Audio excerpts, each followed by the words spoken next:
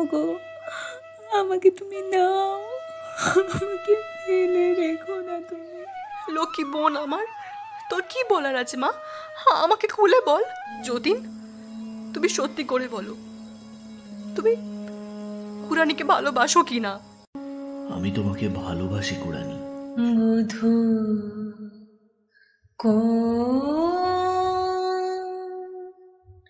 আলো লাগলো লাগলো চোখে।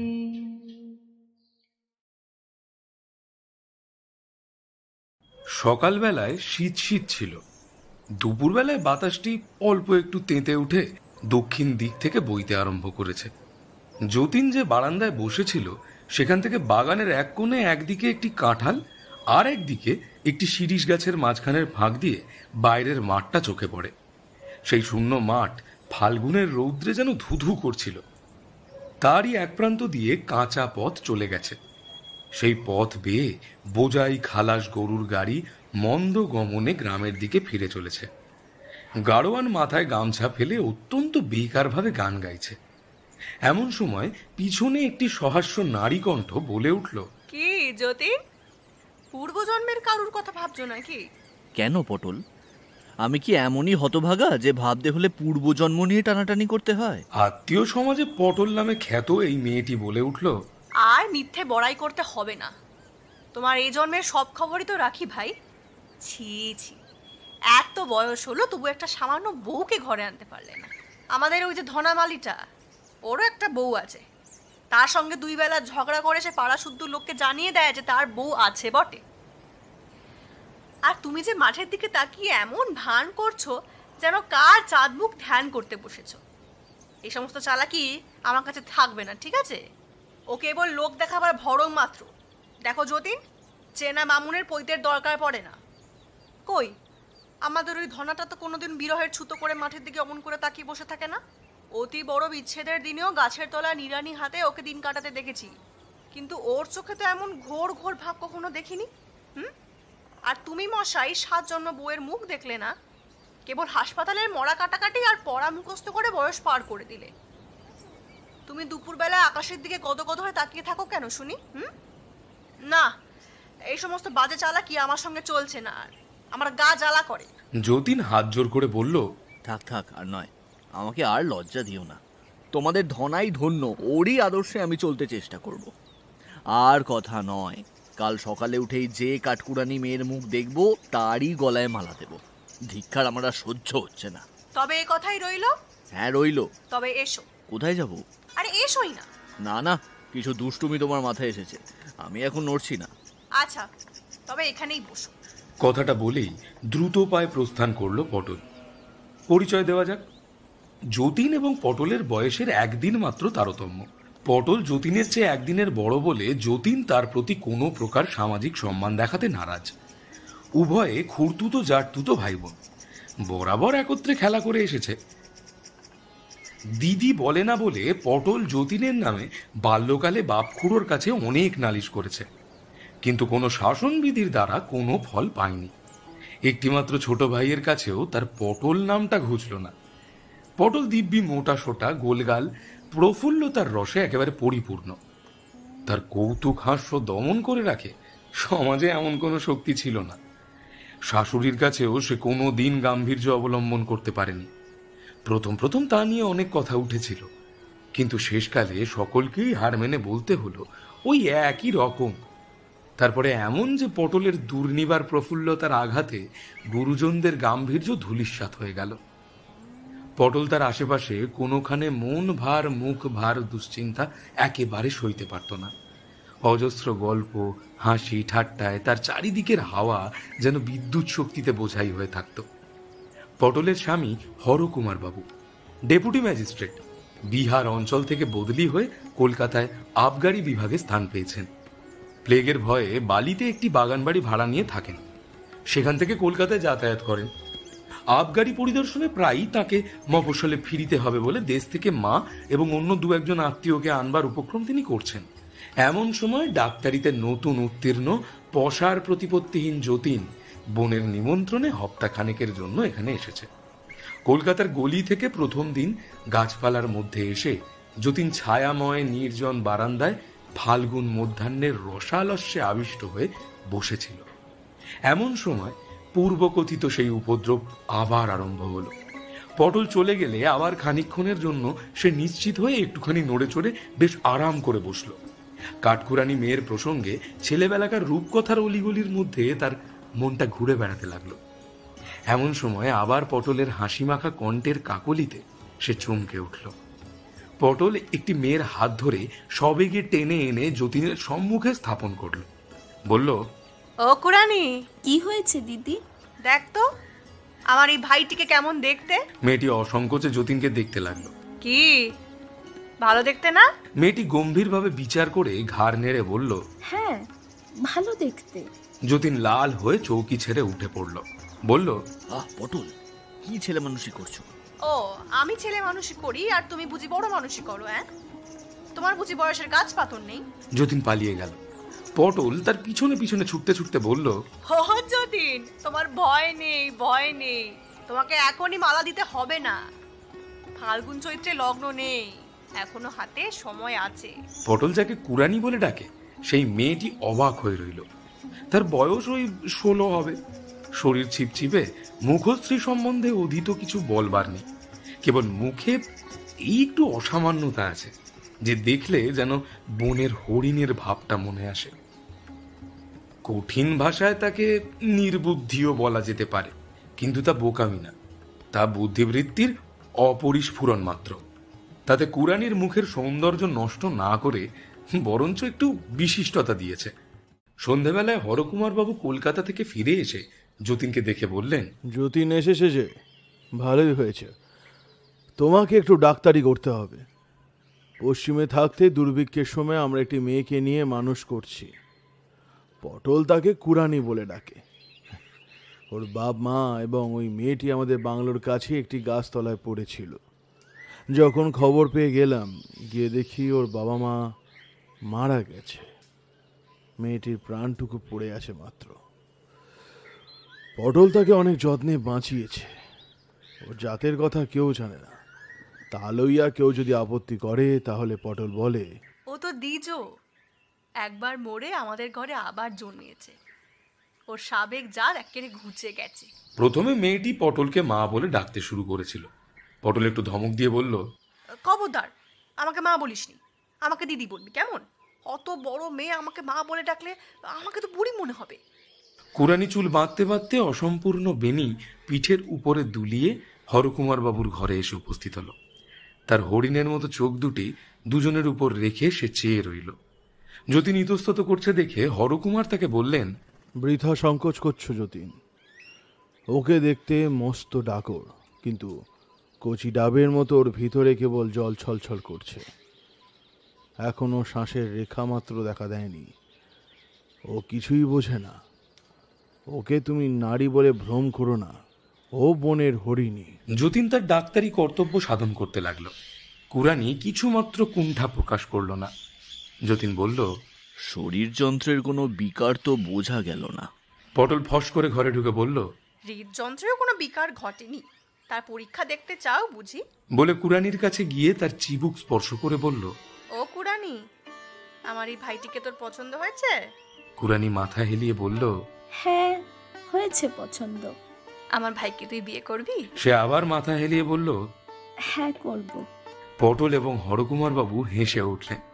কুরানির কৌতুকের মর্ম না বুঝে তার অনুকরণে মুখখানি হাসিতে ভরে চেয়ে রইল।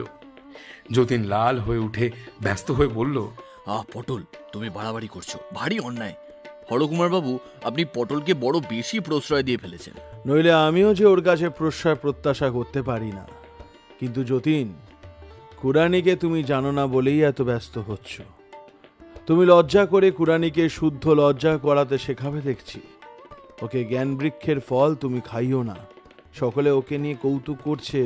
তুমি যদি মাঝের থেকে গাম্ভীর্য দেখাও তবে সেটা ওর পক্ষে অসঙ্গত ব্যাপার হবে। ওই জন্যই তো যতীনের সঙ্গে আমার কোনো কালেই বনলো না। ছেলেবেলা থেকেই কেবল ঝগড়া চলছে। ও বড় গম্ভীর। ঝগড়া করাটা বুঝি এমনই করে একেবারে অভ্যেস হয়ে গেছে, তাই এখন ভাই সরিয়ে পড়ছো আমার উপরে। ফের মিথ্যে কথা। তোমার সঙ্গে না ঝগড়া করে কোনো সুখ নেই, আমি চেষ্টাও করি না ওই জন্য। আমি গোড়াতেই হার মেনে যাই। বড় কর্মই করো, গোড়ায় হার না মেনে শেষে হার মানলে বেশি খুশি হতাম। রাত্রে শোবার ঘরে জানলা দরজা খুলে যতীন অনেক কথা ভাবল। যে মেয়ে নিজের বাপ মাকে না খেতে পেয়ে মরতে দেখেছে, তার জীবনের উপর কি ভীষণ ছায়া পড়েছে। এই নিদারুণ ব্যাপারে সে কত বড় হয়ে উঠেছে, তাকে নিয়ে কি কৌতুক করা যায়? বিধাতা দয়া করে তার বুদ্ধিবৃত্তির উপরে একটা আবরণ ফেলে দিয়েছেন। এই আবরণ যদি উঠে যায়, তবে অদৃষ্টের রুদ্রলীলার কি ভীষণ চিহ্ন প্রকাশ হয়ে পড়ে। আজ মধ্যাহ্নে গাছের ফাঁক দিয়ে যতীন যখন ফাল্গুনের আকাশ দেখছিল, দূর থেকে কাঁঠাল মুকুলের গন্ধ মৃদুতুর হয়ে তার ঘ্রাণকে আবিষ্ট করে রাখছিল। তখন তার মনটা মাধুর্যের কুহেলিকায় সমস্ত জগৎটাকে আচ্ছন্ন করে দেখেছিল। ওই বুদ্ধিহীন বালিকা, তার হরিণের মতো চোখ, সেই চোখ দুটি নিয়ে সেই সোনালী কুহেলিকা অপসারিত করে দিয়েছে। ফাল্গুনের এই কুজন গুঞ্জন মর্মরের পিছনে যে সংসার, ক্ষুধা তৃষ্ণাতুর দুঃখ কঠিন দেহ নিয়ে বিরাট মূর্তিতে দাঁড়িয়েছে। উদ্ঘাটিত যবনিকার শিল্প মাধুর্যের অন্তরালে সে দেখা দিল। পরদিন সন্ধ্যার সময় কুরানির সেই যন্ত্রণা শুরু হলো। পটল তাড়াতাড়ি যতীনকে ডেকে পাঠালো। যতীন এসে দেখল কষ্টে কুরানির হাতে পায়ে খিল ধরতে শুরু করেছে, শরীর একেবারে আড়ষ্ট। যতীন ঔষধ আনতে পাঠিয়ে বোতলে করে গরম জল আনতে হুকুম করল। পটল বলল, অনেক বড় ডাক্তার হয়ে গেছে। নাও একটু গরম তেল মালিশ করে দাও, দেখছো না পায়ের তলা কেমন হিম হয়ে গেছে। যতীন রোগিনীর পায়ের তলায় গরম তেল সব এগিয়ে ঘষে দিতে লাগলো। চিকিৎসা করতে করতে অনেকটা রাত্রি হলো। হরকুমার কলকাতা থেকে ফিরে এসে বারবার কুরানির খবর নিতে লাগলেন। যতীন বুঝল সন্ধ্যাবেলায় কাজ থেকে ফিরে পটলের অভাবে হরকুমারের অবস্থা অচল হয়ে উঠেছে। ঘন ঘন কুরানির খবর নেওয়ার তাৎপর্য তাই। হরকুমার বাবু ছটফট করছেন, তুমি যাও পটল। পরের দোহাই দেব বই কি, ছটফট যে কে করছে তা আমি বেশ ভালোই বুঝতে পারছি। আমি গেলে এখন তুমি বাঁচো।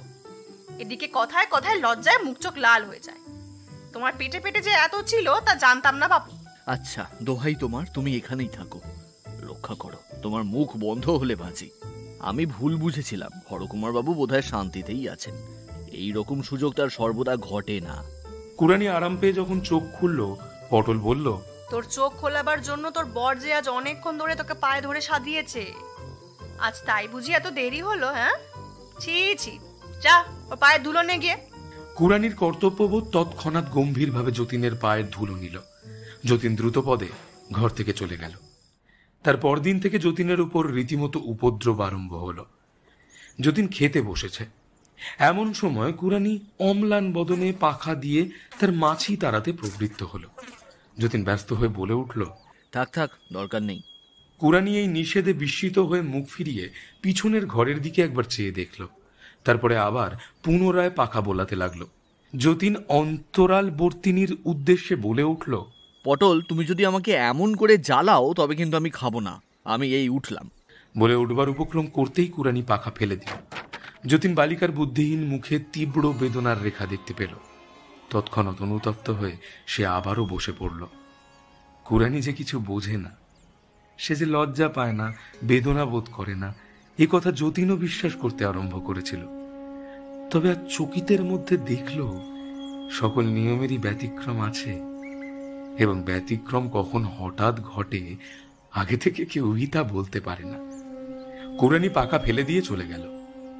পরদিন সকালে যতীন বারান্দায় বসে আছে। গাছপালার মধ্যে কোকিল অত্যন্ত ডাকাডাকি আরম্ভ করেছে। আমের বোলের গন্ধে বাতাস একেবারে ভারাক্রান্ত। এমন সময় সে দেখল কুরানি চায়ের পেয়ালা হাতে নিয়ে যেন একটু ইতস্তত করছে। তার হরিণের মতো চোখে একটা সকরুণ ভয় ছিল। সে চা নিয়ে গেলে যতীন বিরক্ত হবে কিনা এই যেন সে বুঝে উঠতে পারছিল না। যতীন ব্যথিত হয়ে উঠে এগিয়ে ওর হাত থেকে পেয়ালাটা নিল। এই মানব জন্মের হরিণ শিশুটিকে তুচ্ছ কারণে কি বেদনা দেওয়া যায়? যতীন যেমনই পেয়ালা নিল অমনি দেখল বারান্দার অপর প্রান্তে পটল সহসা আবির্ভূত হয়ে নিঃশব্দ হাসে যতীনকে কিল দেখালো। ভাবটা এই যে, কেমন ধরা পড়েছ? হ্যাঁ, সেই দিন সন্ধ্যার সময় যতীন একটা ডাক্তারি কাগজ পড়ছিল। এমন সময় ফুলের গন্ধে চকিত হয়ে উঠে দেখল কুড়ানি বকুলের মালা হাতে ঘরের মধ্যে প্রবেশ করলো। যতীন মনে মনে বলল, বড়ই বাড়াবাড়ি হচ্ছে। পটলের এই নিষ্ঠুর আমোদে আর প্রশ্রয় দেওয়া উচিত হবে না। কুড়ানিকে বলল, ছি ছি কুড়ানি, তোমাকে নিয়ে তোমার দিদি আমোদ করছেন, তুমি বুঝতে পারো না? কথা শেষ করতে না করতেই কুড়ানি ত্রস্ত ও সংকুচিত ভাবে প্রস্থানের উপক্রম করল। যতীন তখন তাড়াতাড়ি তাকে ডেকে বলল, কুড়ানি, দেখি তোমার মালা দেখি। বলে মালাটি তার হাত থেকে নিয়ে নিল। কুড়ানির মুখে একটি আনন্দের উজ্জ্বলতা ফুটে উঠল। অন্তরাল থেকে সেই মুহূর্তে একটি উচ্চ হাস্যের উচ্ছ্বাস ধ্বনি শোনা গেল।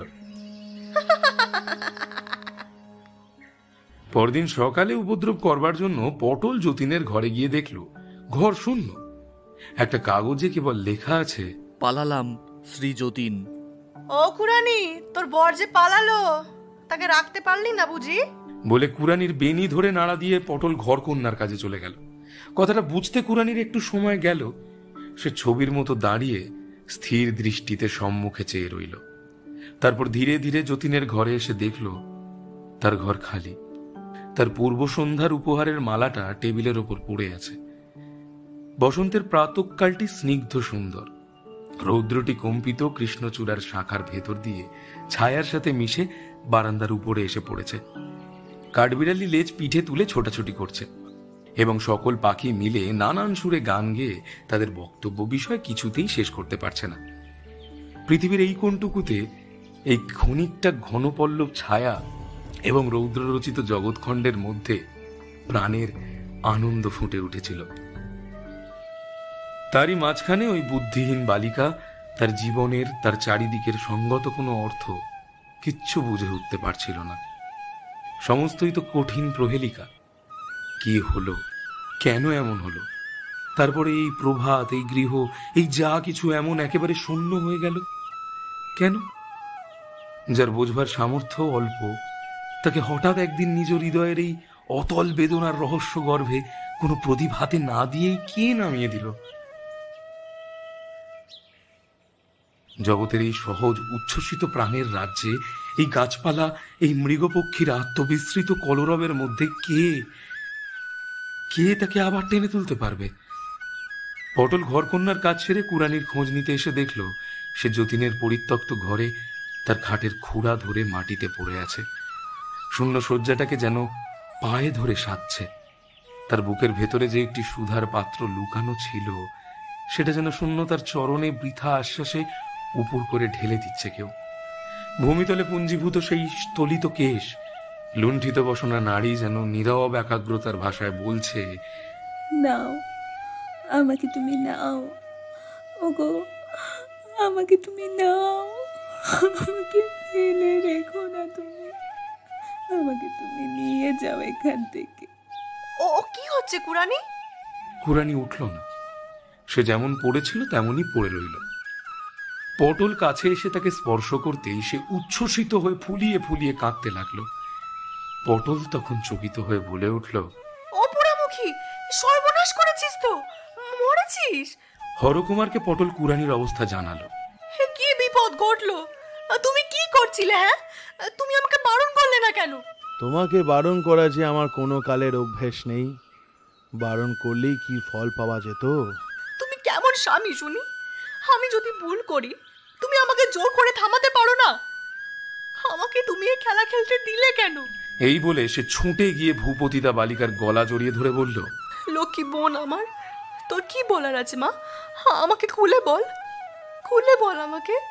হায়, কুড়ানির এমন কি ভাষা আছে যে আপনার হৃদয়ের অব্যক্ত রহস্য সে কথা দিয়ে বলতে পারবে? সে একটি অনির্বচনীয় বেদনার উপর তার সমস্ত বুক দিয়ে চাপিয়ে পড়ে আছে। সে বেদনাটা কি? জগতে এমন আর কারো হয় কি না? তাকে লোকে কি বলে থাকে? কুড়ানি তার কিছুই জানে না। সে কেবল কান্না দিয়ে বলতে পারে। মনের কথা জানাবার তার আর কোনো উপায় নেই।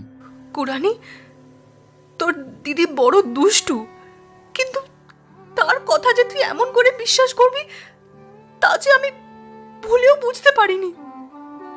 তার কথা কেউ কখনো বিশ্বাস করে মা? তুই এমন ভুল কেন করলি? কুড়ানি, একবার মুখ তুলে তোর দিদির মুখের দিকে চা মা, মাফ কর তাকে। কিন্তু কুরানির মন তখন বিমুখ হয়ে গিয়েছিল। সে কোনো মতেই পটলের মুখের দিকে চাইতে পারল না। সে আরো জোর করে হাতের মধ্যে মাথা গুঁজে পড়ে রইল। ভালো করে সমস্ত কথা না বুঝিয়েই এক প্রকার মূঢ়ভাবেই পটলের প্রতি রাগ করেছিল। পটল তখন ধীরে ধীরে বাহুপাশ খুলে নিয়ে উঠে গেল এবং জানালার ধারে পাথরের মূর্তির মতো স্তব্ধভাবে দাঁড়িয়ে ফাল্গুনের রৌদ্রচিক্কণ সুপরি গাছের পল্লব শ্রেণীর দিকে চেয়ে পটলের দু চোখ দিয়ে জল পড়তে লাগল। পরদিন কুরানির আর দেখা পাওয়া গেল না। পটল তাকে আদর করে ভালো গয়না কাপড় দিয়ে সাজাতো। নিজে সে এলোমেলো ছিল, নিজের সাজ সম্বন্ধে কোনো যত্নই ছিল না, কিন্তু সাজগোজের সমস্ত শখ কুরানির উপর দিয়েই মিটিয়ে নিত। বহুকাল সঞ্চিত সেই সমস্ত বসনভূষণ কুরানির ঘরের মেঝের উপর পড়ে আছে। তার হাতের বালা চুড়ি, নাসাগ্রের লবঙ্গ ফুলটি পর্যন্ত সে খুলে ফেলে দিয়েছে। তার পটল দিদির এতদিনের সমস্ত আদর সে যেন গা থেকে মুছে ফেলবার সচেষ্টা করেছে। হরকুমার বাবু কুরানির সম্বন্ধে পুলিশে একটা খবর দিলেন। সেবারে প্লেগ দমনের বিভীষিকায় এত লোক এত দিকে পালিয়েছিল, সেই সকল পলাতকদের মধ্যে থেকে একটি বিশেষ লোককে বাছাই করা পুলিশের পক্ষে ভীষণ শক্ত হলো। হরকুমার বাবু দু চারবার ভুল লোকের সন্ধানে অনেক দুঃখ এবং লজ্জা পেয়ে কুরানির আশাটাও পরিত্যাগ করলেন। অজ্ঞাতের কোল থেকে তারা যাকে পেয়েছিলেন, অজ্ঞাতের কোলের মধ্যেই সে আবার লুকিয়ে পড়ল। যতীন বিশেষ চেষ্টা করে সেবার প্লেগ হাসপাতালে ডাক্তারি পদ গ্রহণ করেছিল। একদিন দুপুরবেলায় বাসায় আহার সেরে হাসপাতালে এসে সে শুনল হাসপাতালে স্ত্রী বিভাগে একটি নতুন রোগী নিয়ে এসেছে। পুলিশ তাকে পদ থেকে কুড়িয়ে এনেছে। যতীন তাকে দেখতে গেল।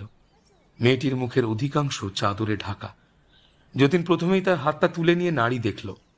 নাড়িতে জ্বর অধিক নেই, কিন্তু অত্যন্ত দুর্বলতা। তখন পরীক্ষার জন্য মুখের চাদর সরিয়ে দেখল সেই কুরানি।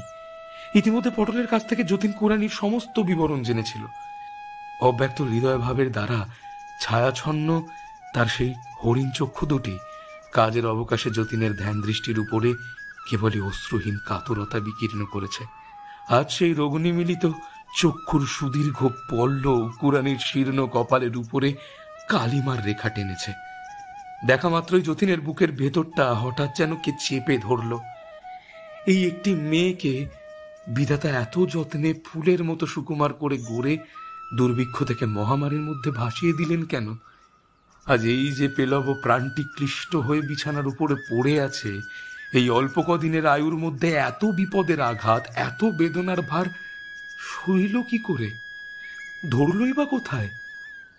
যতীনী ভাইয়ের জীবনের মাঝখানে তৃতীয় আরেকটি সংকটের মতো কোথা থেকে এসে জড়িয়ে পড়ল। রুদ্ধ দীর্ঘ নিঃশ্বাস যতীনের বক্ষদ্বারে আঘাত করতে লাগল।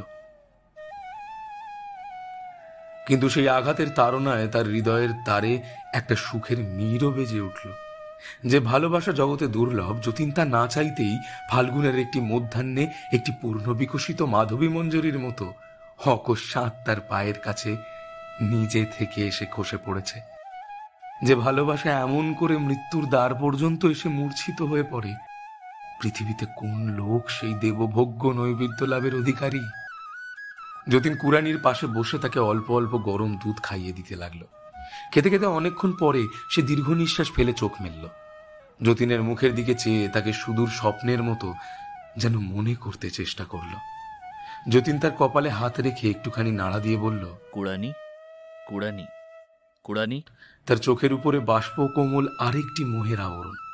প্রথম মেঘ সমাগমে সুগম্ভীর আষাঢ়ের আকাশের মতো কুরানির কালো চোখ দুটির উপর একটি যেন সুদূরব্যাপী সজল স্নিগ্ধতা ঘনিয়ে আসলো।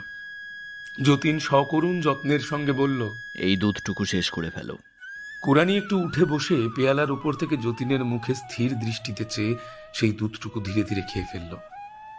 হাসপাতালের ডাক্তার একটিমাত্র রোগীর পাশে সমস্তক্ষণ বসে থাকলে কাজ চলে না, দেখতেও ভালো লাগে না।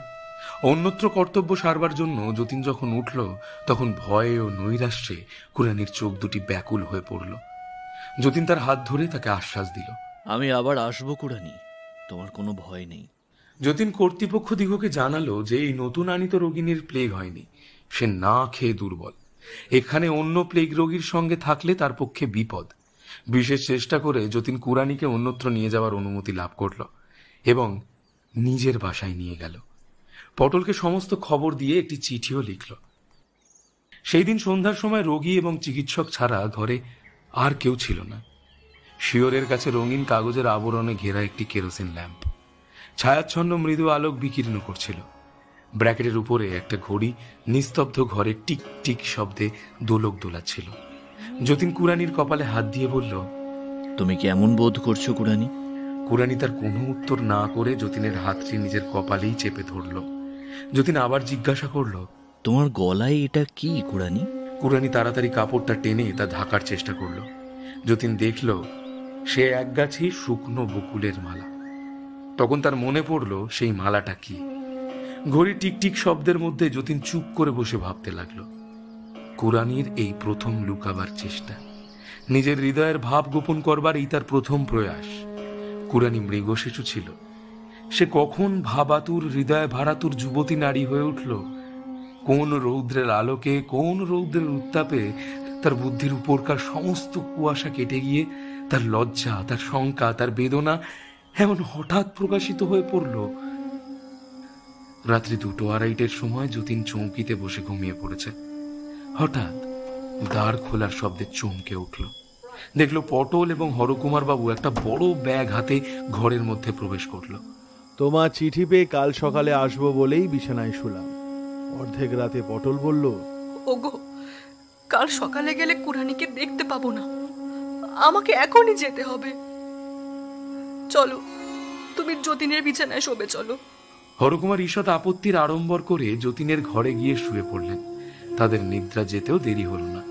পটল ফিরে এসে যতীনকে ঘরের এক কোণে ডেকে জিজ্ঞাসা করল, আশা আছে? যতীন কুরানির কাছে এসে তার নাড়ি দেখে মাথা নাড়িয়ে ইঙ্গিতে জানালো যে আশা নেই।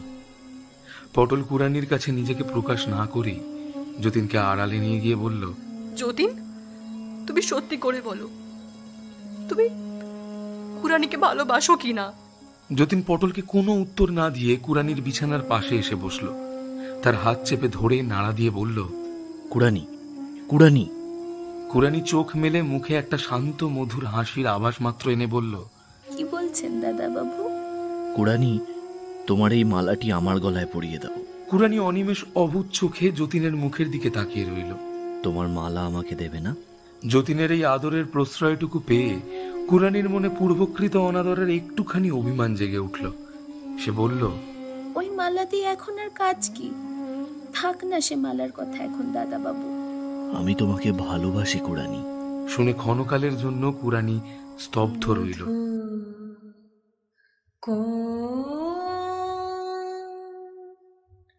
আলো লাগলো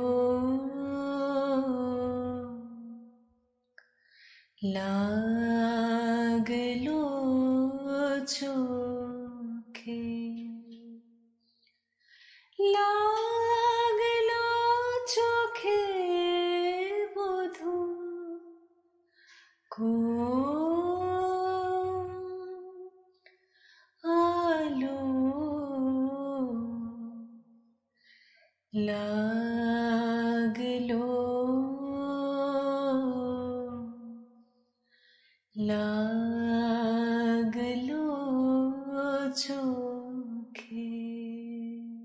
তারপরে তার দু চোখ দিয়ে অজস্র জল পড়তে লাগলো। যতীন বিছানার পাশে নেমে হাঁটু গেড়ে বসল। কুরানির হাতের কাছে মাথা নত করে রাখল। কুরানি নিজের গলা থেকে মালা খুলে যতীনের গলায় পরিয়ে দিল। তখন পটল তার কাছে এসে ডাকল, কুরানি। কুরানি তার শীর্ণ মুখ উজ্জ্বল করে বলল, কি দিদি? পটল তার কাছে এসে তার হাত ধরল। আমার উপর আর তোর কোনো রাগ নেই তো বোন? না দিদি, আমার আর তোমার উপর কোনো রাগ নেই। যতীন, একবার তুমি ও ঘরে যাও। যতীন পাশের ঘরে গেলে পটল ব্যাগ খুলে কুরানির সমস্ত কাপড় গয়না তার মধ্যে থেকে বার করল। রোগিণীকে অধিক নাড়াচাড়া না করে একটিখানি লাল বেনারসি শাড়ি সন্তর্পণে তার মলিন বস্ত্রের উপর জড়িয়ে দিল। পরে একে একে একগাছি চুড়ি তার হাতে দিয়ে দু হাতে দু বালা পরিয়ে দিল। তারপর ডাকল, যতীন। যতীন আসতেই তাকে বিছানায় বসিয়ে পটল তার হাতে কুরানির একছড়া সোনার হার দিল। যতীন সেই হাড় ছড়াটি নিয়ে আস্তে আস্তে কুরানির মাথা তুলে ধরে তাকে পরিয়ে দিল। ভোরের আলো যখন কুরানির মুখের উপর এসে পড়ে, তখন সে আলো সে আর দেখল না। তার অম্লান মুখখানি দেখে মনে হলো সে মরেনি, কিন্তু সে যেন একটি অতল স্পর্শ সুখ স্বপ্নের মধ্যে নিমগ্ন হয়ে আছে। যখন মৃতদেহ নিয়ে যাবার সময় হলো, তখন পটল কুরানির বুকের উপর পড়িয়ে কাঁদতে কাঁদতে বলল, বোন, তোর ভাগ্য খুব ভালো। জীবনের চেয়ে তোর মরণ সুখের। যতীন কুরানির সেই শান্ত স্নিগ্ধ মৃত্যুর ছবির দিকে চেয়ে ভাবতে লাগলো, যাহার ধন তিনিই নিলেন, আমাকেও বঞ্চিত করিলেন না।